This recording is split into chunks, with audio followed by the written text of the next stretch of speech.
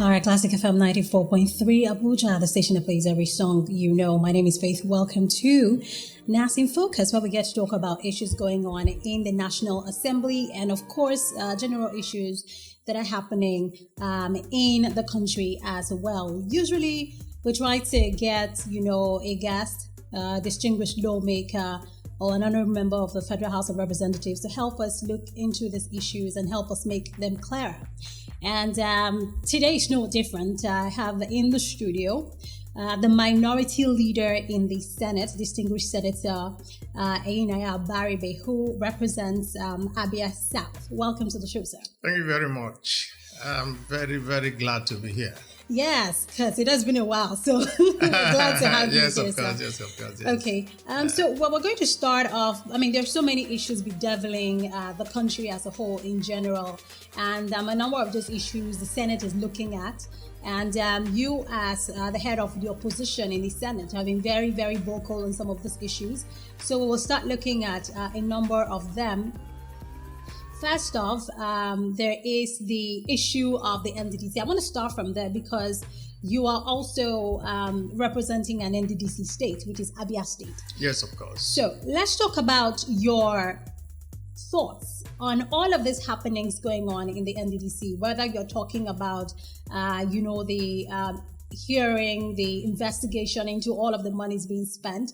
Just a couple of days ago, the Senate released a report about the scholarship funds being diverted to the MD of the NDDC and a number of other people. Let's talk about how you feel about all of that.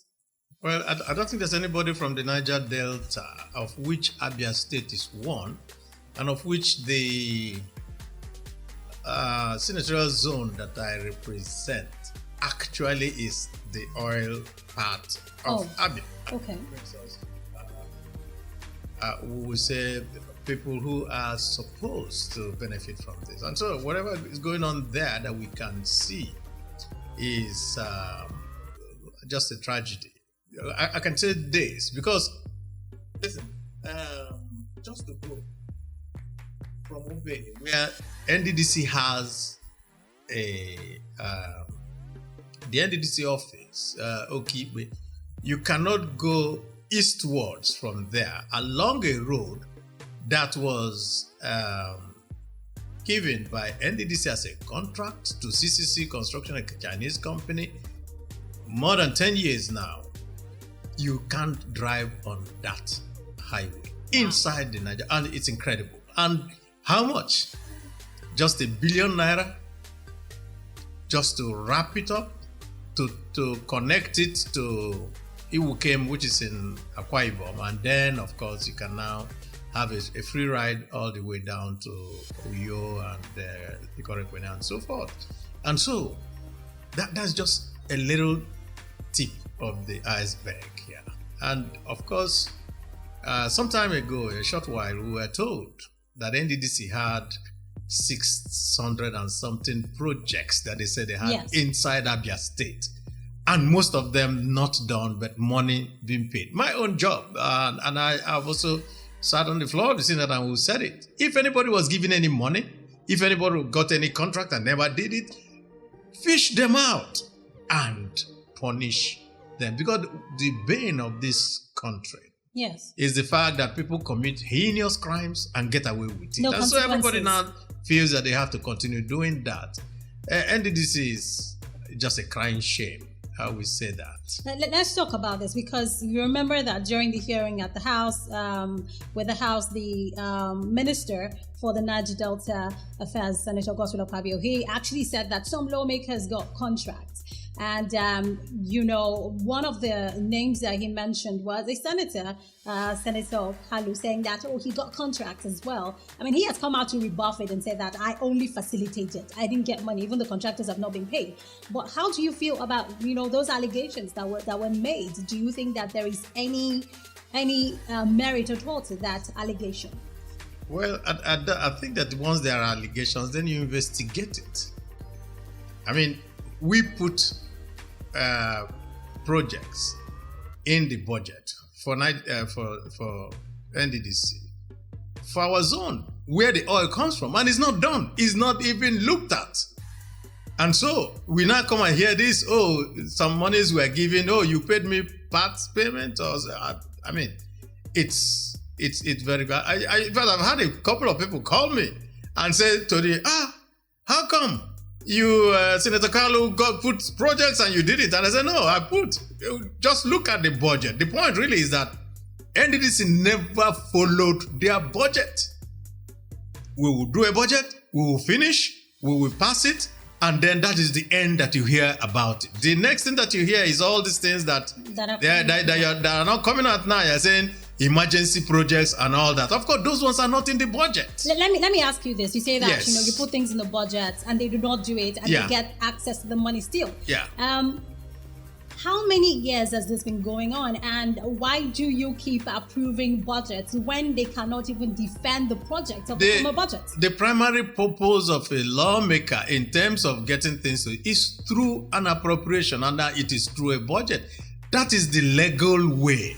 What has happened, which is what we're all getting to see from the NDDC brouhaha now, is that they left the proper legal way to do things and are doing something else. And that is where the corruption saga and every other thing associated with it, and of course, is blowing up in everybody's face now. And all I'm saying is that we talk about corruption, we talk about all these things, and then the government seems not to do anything about it. And like Fela says, now old news. You know, you talk about corruption, you talk about this, now old news, because we've always seen it, and nobody does anything about it. Talking about doing something, the Senate, of course, came up with resolutions talking about the fact that the IMC should be dissolved, and the NDDC should report straight to the presidency. The accountant general should be the one who looks at it. All of these resolutions, you're asking for an independent, body to audit, the NDDC. What happens if these resolutions are not followed? Well, Section 88 of the Constitution gives the proper perspective on this. The job of the National Assembly is to expose corruption and all this waste, mismanagement and everything. And then you take it to the executive because it is their job to do. And so once we have done our own job, which is to pass the resolution and say this is the right way to do things, a responsive government will immediately use it and respond. But a government of, I don't know what to call this government. Will you call it a go-slow government, or will you call it a non-government, or will you call it, but I have a name for this government. Yeah, this government is a Fuji House of Commotion government. Everybody is fighting, everybody is doing things, and the critical area of governance is completely ignored. So, do you think that the PIGB, if that is passed, would help mitigate some of all these issues going on in the petroleum sector in the Niger Delta? Did you think that will help at all? I think that the problem is not in passing the laws. Now, look at NDDC, an interventionist agency, something that is meant for the people. And it is, distorted in this manner. And just like Nigerians will say in Pidgin, in our very before, right in front of us, is distorted. So it's not a law. We're going to pass the law. We're going to do all the good things and all that. But will they do the right thing? And if they don't do the right thing, can they be sanctioned for doing the wrong thing? Exactly. And that is the real problem. Thing. Yes. Is there a way to sanction? Is there nothing that, your arm of government as lawmakers can do? Because I was talking about, continually budgeting when you know that the last budget could not even be defended. So I would have thought that there was a way to maybe withhold appropriation for a time until some things were done, but that didn't seem done. You kept passing the budget. So what is the sanction? We can withhold budgets. We can not do the work that the Constitution says we should do. We can say, okay, for this line item, we're not going to approve this line item. We say no to it because that is our responsibility. But we cannot say we won't take the budget, we won't sign it, we won't appropriation. We must do it. So the point really is everybody in the three arms of government have their roles to play. And it is for you to play your role appropriately. So what is going on now is that we do our own. We do all these motions, we do A, B, C, D, and then we take it to the executive, whose job is to now stand firm and do what they are supposed to do. But at least you have all seen now, it's an invisible government. You put anything inside there, it disappears. You don't even know where it goes to. And because there is no central authority you can find in this government, there is nobody that gets sanctioned for doing wrong. There's nobody that gets any, and so people just do what they feel like, and they say, oh, well, it's not when he goes into the villa, we know how to go and stop it. And of course, they only punish those that are their enemies. So they will quickly go and find their enemy. It took them how many days to remove a Chief Justice of the Federation against the laws? But then do something about NDDC that is staring everybody in the face? Nothing. Absolutely nothing. Let's talk about, passing resolutions again. And the Senate recently passed a resolution regarding the insecurity situation in the country, talking about, the service chiefs being removed because they've been around for a long time. It's not the first time Senate has talked about that. Now you passed a resolution, and the presidency came out to talk about how it's a prerogative of the president, to fire or to reinstate service chiefs. What we know recently is that the president said that there will be a rejigging of the architecture, the overhaul of the architecture. There is nothing specific about removing the service chiefs. You passed the resolution. What happens next? We wait for the president to act or not to act. And I've said this severally, and I will also repeat it here. What we are seeing is not a government. This is a Fuji house of commotion, running helter-skelter up and down with no focus. If we had a focus, we would have passed this stage long time ago. Now, for every Nigerian, I think it has become a running joke. Something happens, there's a problem, okay, and then the next thing we see is a photo up and they say president is meeting with his service chiefs, and then they come out and say the same thing, and every time it's the same thing. We have told them that they should change their ways. We have told them that they should now rejig. So is it not the same thing that they have been saying for the past 4 to 5 years? Nothing new, nothing has changed yet. Insecurity, the distortion of the country, the dismemberment of everything continues apace. So, we have only one thing that we can do in the National Assembly. That is to impeach the president. And nobody wants to go that way. You understand? Because of it's going to be misunderstood. So because we can't use that particular power, so we always have to pass resolutions and wait for the president. Anytime he decides to wake up from slumber and decide to work on whatever is right in front of him, then we take it. Here's the thing. You can't even impeach because you don't have a majority in the House. Precisely. So, So, our handicap. Our handicap is that. And that is, you had asked, okay, don't you people have any other power? We have the power, only that power of appropriation. In other words, we can say, instead of giving you 100 naira here, let's make it 70, or maybe 100 is not what you need 150, and then we'll find from another part and help you. That is what we do. We rejig everything for efficiency and to make sure that and then of course we can do investigations, all these things that you see. We invite them to come and talk to us and all that. It's investigation is for us to find out what is going on, make sure that whatever funds you're spending, you're doing it in the most efficient manner. Find out that whatever you have brought is it for the interest and for the welfare of our people. Okay, so let's talk about insecurity still. The issue of insecurity is so rife in the country. There's a report that just came out. I don't know if you've seen it. The Premium Times just actually carried it about a top military general in the U.S. Saying this. That's Dagvin Anderson, is the commander of the U.S. Special Operations Command in Africa, and he said that Islamic terrorist organizations such as Al Qaeda have begun to march towards the northwestern part of the country of Nigeria. So now we're not talking about ISWAP or Boko Haram in the northeastern part. Now he's saying that the northwestern part of the country, they have evidence that, Al Qaeda is beginning to march towards, that particular part. Of course, they say they are doing intelligence sharing with Nigeria.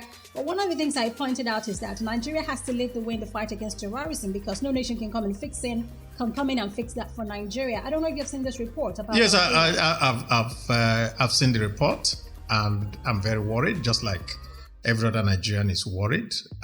If we combine Al Qaeda with what is already going on, the ISWAP and the murderous herdsmen going around everywhere, then you just have a very tumultuous time coming for the country. And I think that everybody should really be very worried about this. And because of what we're seeing in the way that the anti-Boko Haram fight is going in the southeast, it doesn't give anybody in the northeast. Yes. It's not giving any one of us confidence and that we're up to the task to be able to halt this type of. Do you think it's about funds? Recently, I think it was last week or so, the Governor Zulum of Borno State, he was attacked and all that. And he came out and said, the problem is not the money. It is that some elements within the military are using this to feather their own nests. I think he called it sabotage. Of course. So if it's sabotage by the people who are supposed to have done the job, so you wouldn't now locate it and, they don't have enough money and all that. The little that you have, what are you doing with it? Assuming that you don't have enough. I don't think so. I think that we have appropriated so much money to the military that it's unbelievable. Is that going to be because you have some military personnel come out to make videos and say they do not have equipment, they do not have anything to fight with? Is the Senate going to have a hearing, invite the Army Chief and, the Minister of Defense, to defend this and to talk about what they've done with the funds that they have? Well, I cannot speak for the Senate. It has to be between the committee that is responsible, because we have committees. It's the job of the committee to come out and ask us and say, we need your approval to be able to go ahead and conduct this type of hearing. It's not a motion that you can raise because it's something that somebody has to first bring forward. Assuming you have all the facts at your disposal. But I can tell you this: we have always interacted with the military. We have interacted with the army chiefs. We have always called them to tell us what is going on, this and that, and it's become just an old song. Okay, you call them, they talk and then they walk away and that's it. Listen, if you're training a child, how do you do that? The Bible says that you don't spare the rod because you will spoil the child. Yeah? You teach a child the way to go and they will follow that. And so what we're seeing is a situation where there is no effort being made by the authorities to sanction those who have led us to where we are. There's no way in the world where a general loses battle after battle after battle after battle, and yet you still leave him there. There's no way in the world where a general will tell me that he can't go to his own village and he's comfortable sitting in Abuja here and telling me that he's the head of the army. How can that be? And so All that we can do is just to tell Nigeria never to give up. There's always hope at the end of the tunnel. At the end of the tunnel. Yes. It's a very long tunnel. Quite all right. Yes, quite long a tunnel. But don't give up hope. Don't give up hope, because there's always something that will happen that will take us away from this set of people. Because what else would they tell us? Let me ask you this. You asked for the president to resign back in January. Do you feel differently now? No, I don't feel differently. I've always maintained that. I think that is, there's something called the principle in management. You get to your limit and you can't go beyond that. I think he has gotten to his limit. He can't go beyond the limit. And it needs something beyond his limits. Yeah. Let's move on to the issue of money and loans and all of that, because that's like another issue that is bedeviling the country. The issue of loans. I remember you saying that you were shut out of the 22.7 billion loan that was approved for the president recently, and now you have this clause that has been opened up about sovereignty of the country, about a loan that's supposed to be taken again, and all of those loans, according to the Minister of Transportation, is to just focus on building infrastructure, rail infrastructure, basically. And you are a lawmaker, especially from the opposition party. How do you feel about these loans that have been taken by the executive, especially when you can see that the rail project actually seems to be going on? So it's not like the money is going into thin air. It's actually going on. Stand and say, let us have the details of these loans that you're looking for. Details and details. And because we knew that embedded inside those details were things that were going to be very unsavory for Nigeria. And when people are talking, and of course, my good friend Amechi, he will try to bamboozle you and talk and say, oh, this and that, oh, it's not. The point really is simple. People sign loans, agreements for loans, but for the Chinese. And there's something that Amechi said, which every Nigerian ought to take into consideration considering these loans. He said that the loans are not tied to anything else but to the particular project.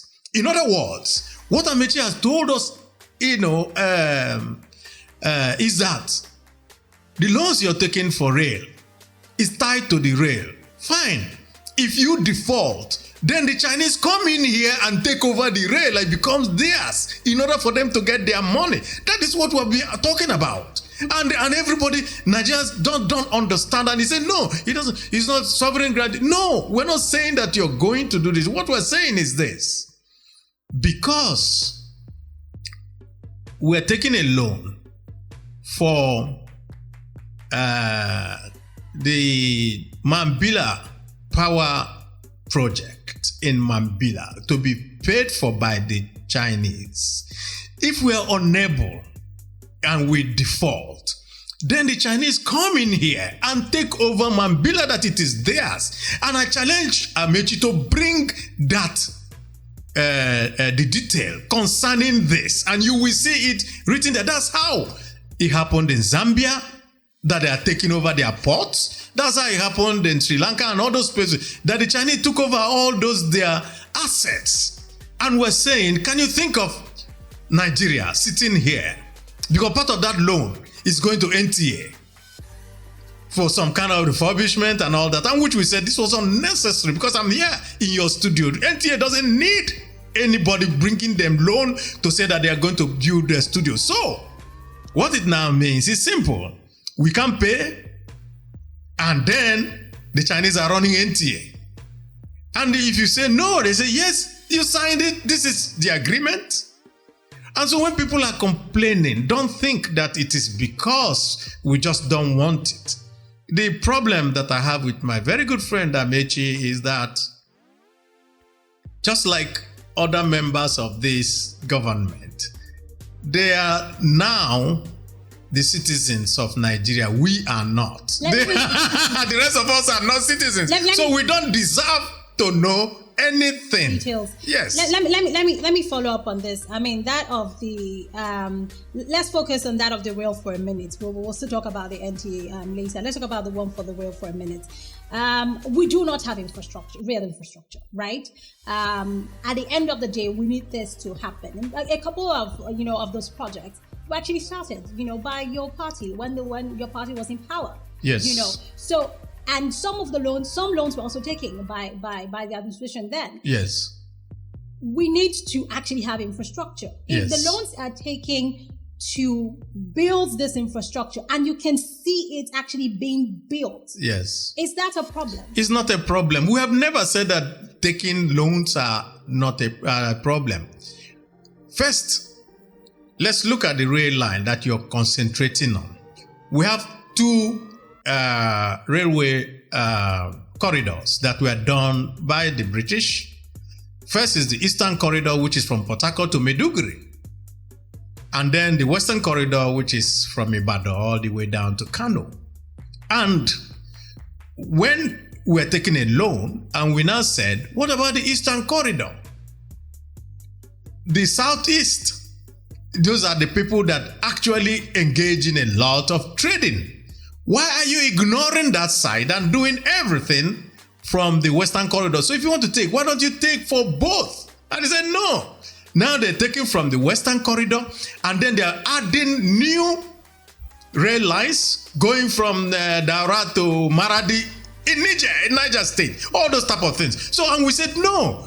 Port Harcourt, all the way down to Makurdi, all the way down to Maiduguri. That is where you got all the commerce and everything, and you need also to do that. Traffic, and then it tells us, oh no, we're going to modernize it. We gave it to GE. Of course, GE came out and said, no, we're not taking that because it is not they're not standardizing the rails. They're not doing it standard. They're just saying, let us just use the same old rail, simply refurbish it. And are you doing it? He says, no, he's not even doing it. So the point you're making is you're saying, okay, we're taking these loans. We can see where it's. Who says that you could not have also done it in any other project and insisting that is paid directly to those people? But the point is that can we know what happens assuming we default? And why I'm saying assuming we default is that COVID has shown us that the country can stay and not have any income at all, which means that you may also default. Who knows what tomorrow will be? There's no assumption that you're doing something today and then it will be nice tomorrow. So you also have to hedge your investments. That's how it is done. Let me ask, because I know that the minister did mention that the one that they're focusing on now, which is the loan that is about to be taken, that they're asking for approval for, that he's saying, you know what, just hold on first until we get that particular loan. He said it is for the Port Harcourt to Maiduguri corridor. He actually mentioned it and said it is supposed to capture the eastern states, where we know that most of the where it's not there. He's never there, and I can tell you that it's not there. It's not in his plan. It's not anything. The one that he's talking about is also the continuation of the Western Corridor. That he said you ask the minister, he will tell you he's never there. He just mentioned that they are considering what to do about it, and then now came up with this new fangled one that we have the one that is going from Port Harcourt to Calabar to Warri to. I mean, look, there's certain things that people do in this country, and then you want to ask them, do you really have a conscience? The minister comes from Port Harcourt. He knows. So there is already a rail line going from Port Harcourt to Enugu, all the way to Makurdi and all that. So what is the problem there that you now want to build a new one from Port Harcourt to Calabar, from one port to the other, that you can do by ship? So does that tell you, you can have all the stories that anybody can tell you, but the reality is what we're saying. So what you have before you does not capture Port Harcourt. It doesn't have capture Port Harcourt to Maiduguri. What we have before us does not. It's not there, and I challenge the minister to come and tell us where it is. It's not. Okay. Yes. So you have the fears that we might not be able to pay this, but here's the thing. No. Get me correct. I'm only saying that if the details show that what you're going as in case of a default, that the particular creditor does not have access to that asset, then it means that it is the country that pays. You understand? Will you be asking for some sort of renegotiation? Because a lot of these other loans, I mean, you said that you were short out of it, so you didn't have the opportunity to actually check every detail about the loans that were given before that were approved. So, I mean, what kind of negotiations would you like to see the executive have? Because if somebody is giving you a loan, the truth of the matter is you are the one going a begging. So they have the upper hand. What kind of negotiations would you be looking for the executive to have, saying that we need these loans and the people given the loans need to have a way to recoup their funds, in case you default? So what kind of negotiations would you want them to make? And where else would you advise them to get loans from? Because that was another question the minister was So asking. let me say this. We also had taken loans for infrastructure before. This is not the first time. And the PDP government under Obasanjo helped and made sure that we exited from it, and so we're no longer a debtor country. And all of a sudden, we're back in being a debtor country, and we're immiserizing ourselves even further. And so the point really is this. The question is not what type of negotiations. First, you put your country first. And I continue to say this, and I'm going to also challenge Minister Mechi in all this matter. Let him come and tell Nigerians, no, if, for example, today we default on the Lagos-Ibadan railway, that the Chinese will not come to take over Lagos-Ibadan. Rather, the Chinese will have recourse to the country paying its debts. That's all we're asking. And you can see the obfuscation and the running away from all those type of specific things. What is the collateral that you have used? In fact, somebody called me, because I'm the minority leader, and said that we should ask the question, that he was reliably told that the collateral is our LNG. And we say, bring these things, let us see. And then we look at what the minister tells us. He says, don't even ask, because it may jeopardize. How could we not ask questions? But, I mean, it doesn't make sense. So you as an individual, you're going to go borrow on behalf of somebody else gonna pay it, and that person says, okay, let me know what is it that you have, and you said to him, no, don't worry, don't even ask that question, because it will mean that I will not. What is that? And so we all want infrastructure, we all want everything, but should that be at the cost that is on that side, on the other side? Should it be?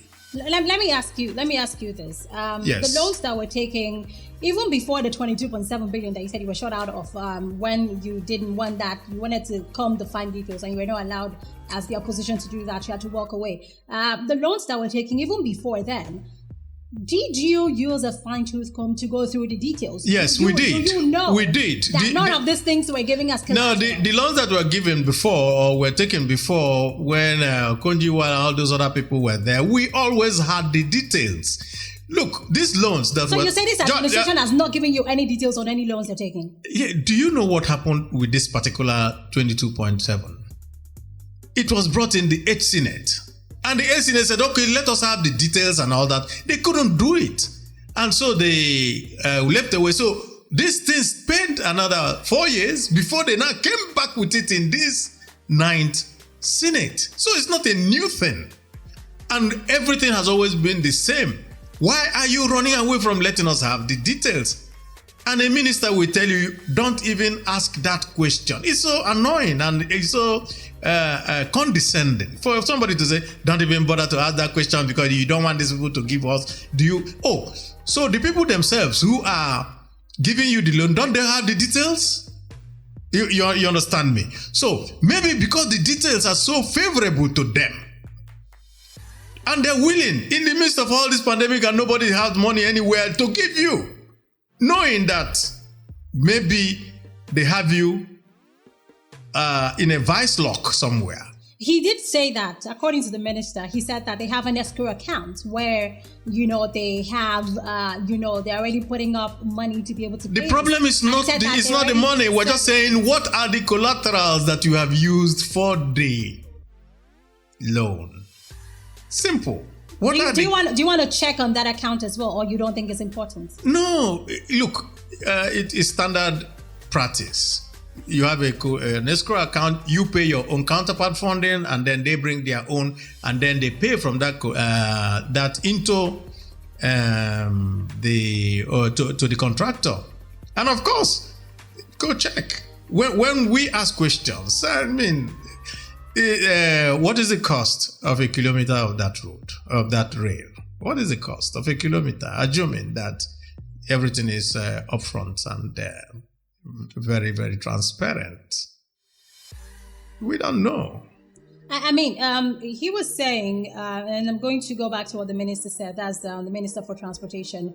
He and the Minister for Justice, the Attorney General, they had this statement that they put out saying that the Chinese are feeling that the reason why all of those probes are happening now, it's because we don't want to pay the loans that we took before now, not even about future loans. And so the question arises that the loans that were approved before, why didn't the Senate go through it? Why didn't the House of Reps go through it? Why are you going through it after the fact?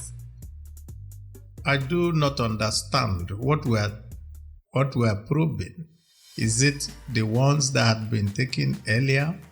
I don't think so.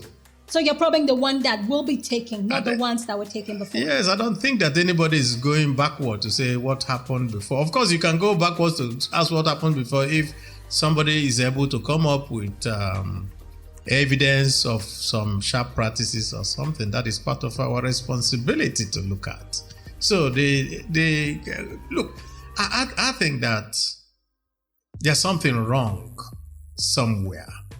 We are a government that comes into office claiming that they will be clear, open, transparent, and you now say, as part of your transparency, show us. And they say, no, don't even ask. And then they have a default position, which is what you just said now. Oh, after all, they took in the other regime, did you ask questions? I mean, what is that? Is that a defense?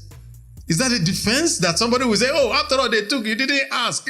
No, you came into office claiming that you are very, very clean and that nobody can ask anything everything that you do will be on the basis of transparency. So how can it turn around now when we challenge you on that transparency and then you say, oh, after all, you used to do it? So what you're saying in effect is that if you catch a thief today, and you say, no, why are you catching me? Why are you doing anything with me? After all, somebody stole yesterday. What type of defense is that? So I don't want to continue. Go back on that. I don't want to continue with this thing about the loans. Let's talk about. No, I'm not saying I'm not going to continue about it. I don't want to continue to focus on people who say,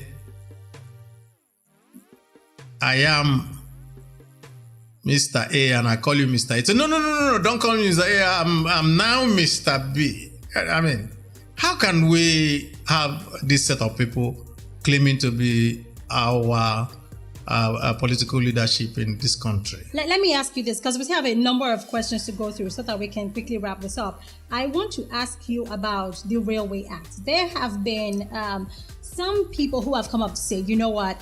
All of these issues about loans and all that is coming up because the government has to do everything, because you have the Railway Act that, shuts out private people whether it's organizations or the sector, in general, from taking part in this. It's true. If it was repealed, then you can have other sectors coming, and they can now do it on the basis of, okay, we are company A, company B, we're coming together to do this, and of course we can get our money after it is done. You are in the Senate. Is that something that you can push for? Yes, of course, we're doing it now because it's part of the amendment of the Constitution that we're doing. The railways and stuff like that, some of them are part of what we call the exclusive list. Yes. So it is exclusively for the federal government to do, and we're trying to go through the process of amending and removing most of those things and putting them in the concurrent list so that people can come in and actually participate. I think the Railway Act is one of them.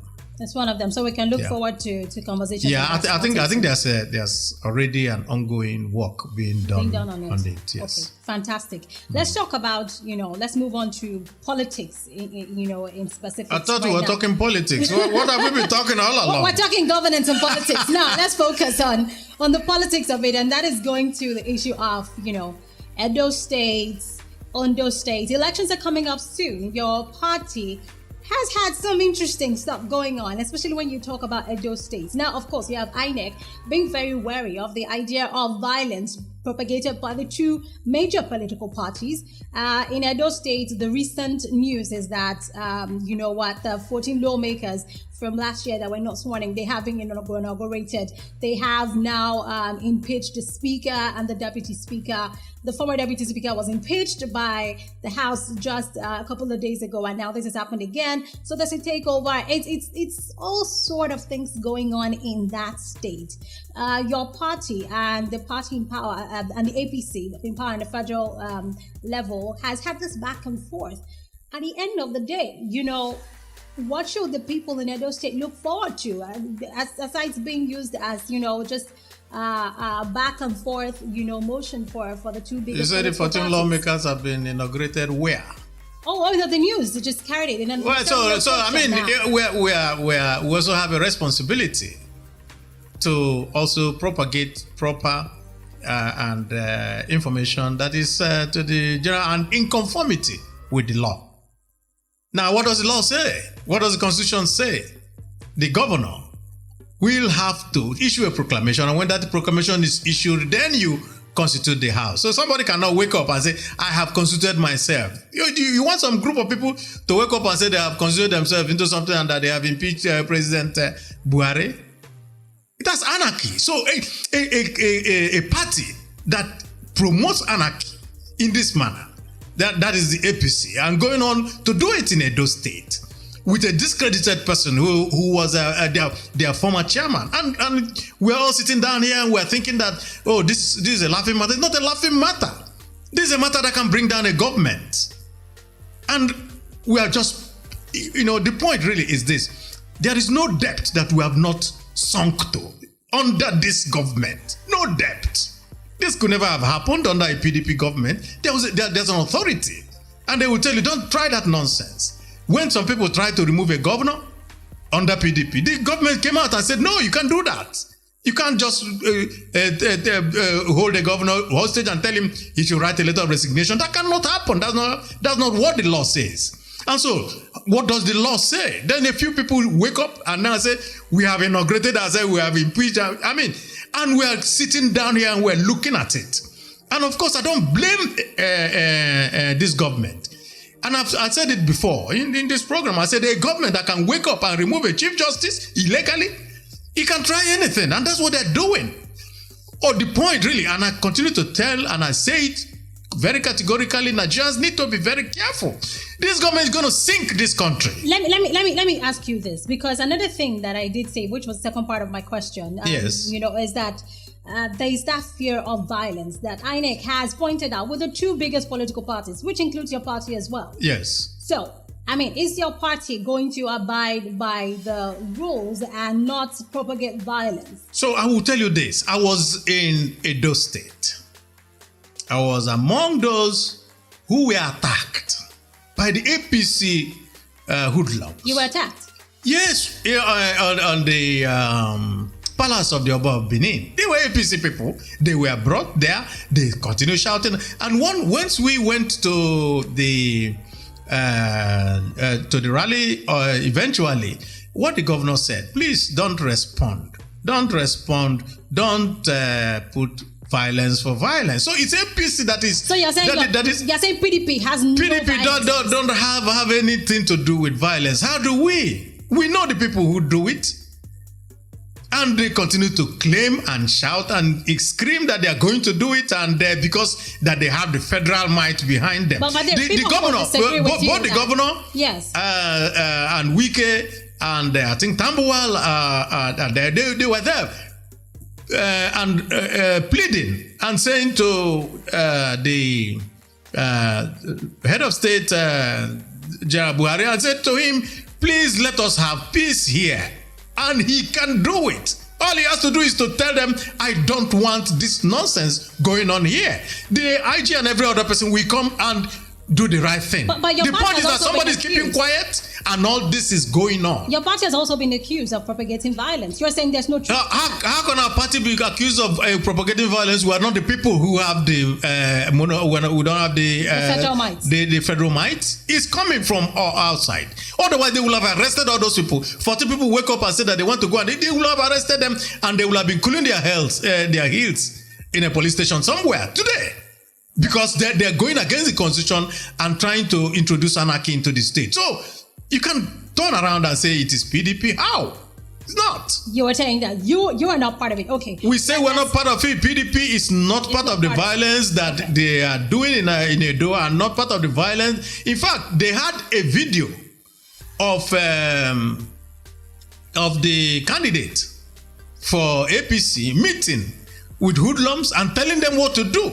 We have to verify that video, as you said. Yes, I can send you the video. They have it. They have him on tape. We have to definitely verify yes. that. Final, because we have to wrap up. Let's talk about zoning of the presidency. You spoke about it recently and said that, to your knowledge, the PDP has not zoned the presidency to any region as of yet. We have had, people coming out, one of whom was, Mama Dara, talking about the fact that it's not about zoning, it's about competence. And there was now another story about, the two parties have zoned it to the north. And you said that the PDP hasn't zoned, to the north at all. So I want to confirm from you, the zoning of the presidency, if you think it is okay to keep doing it, because we've been doing it, right? Now you're having people say, let's go for competence as such zoning. What is your opinion? My opinion is this, and listen to this. All of a sudden, insecurity everywhere, trouble, people being killed in Kaduna all over the place. And somebody who is supposed to be very close to the president and knows his mind comes and drops a clanger talking about zoning of elections, and all of us have swung around and we're talking about zoning 1 year into just an election when the government has not gone to grips and done what we elected them to do. If we want to talk about election of 2023, we have to wait until 2022. You can start now. So all they're doing is that they are deceiving Nigerians and making you go to start talking. Do you think it's a distraction? It's obviously a distraction. Peter Obi the other day when they were asking me, said, listen, I'm not running for anything. People don't talk about it when we have existential problems of the country. So it's a distraction. And you ask yourself, Mama Dara, nobody hears from him. Nobody knows where he is. Nobody knows what he's doing. Nobody knows what his role is. And he just wakes up, and the first time he comes out, he doesn't talk about his state called Katsina, that people are running away and people are being killed there. He doesn't talk about it. Then the next thing is talking about the presidency of Nigeria. And you don't think it's a distraction? It is. It is deliberately done so that you do, Nigerians like to be sentimental. They want to talk and all that. So you leave the real issues and then you focus. And so we will talk for the next 3 years. Can you think about that? We talk for the next 3 years about where it's going to, so that we're not going to be asking Mama Dara and his people. So what are you doing that made your Emir in Dara to say that even COVID is better than what is going on in his state now? that is killing that the bandits are killing a lot of people. It is not. It's not focusing on that. All it's focusing on is a zoning who will be what in 2023 that's so far away. But just as an abstract question. No, I don't want to deal with abstracts. I want to deal with the realities because you also getting. Let me ask you're also getting distracted by this. We have been talking about a lot of no.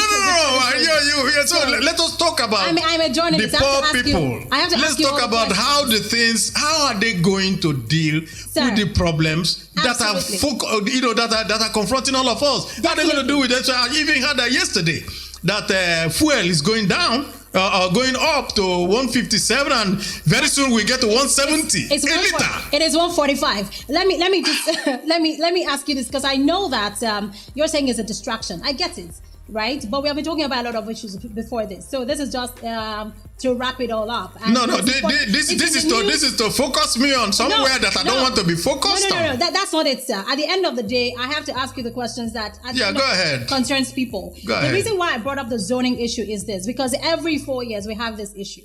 Is it something to get ahead of very quickly? Is it something to be backed by law? Knowing the fact that Nigeria is a multicultural society, we have different regions, we have minorities and majorities and things like that. Do you think it's something to be backed by law so that we don't have this kind of questions come up every time? That, okay, you know what? Let us have this as part of our constitutional amendment. You rotate it amongst the regions so that, like you say, the distraction doesn't come up. Can that be done by law so that we end this issue of zoning once and for all? Let me ask a simple question too. When we were voting in General Buhari in 2015, did we vote him on the basis that he was from the north or that he was a zonal person? No, they came and told us that because he's a soldier, he will deal with insecurity. Because he's a modest person and all that, he will not steal. Is that not what they set up? And that so that he will deal with corruption? Is that not what we were told? They never told us that they were bringing him on the basis of zoning. And then somebody comes from Buhari's cabinet or inside and now tells us, it will not be this or that. So they are talking about competence. If it is Buhari's type of competence, then we're not part of it. All right, sir. Thank you very much, for answering my questions. At the end of the day, we have had a very, very robust one, going on. And, we look forward to having much more of that, hopefully soon, so that we can get it all out even into the open. We'll talk about more of this as time goes on. Thank you so much for being a part of the show. My pleasure. Thank you.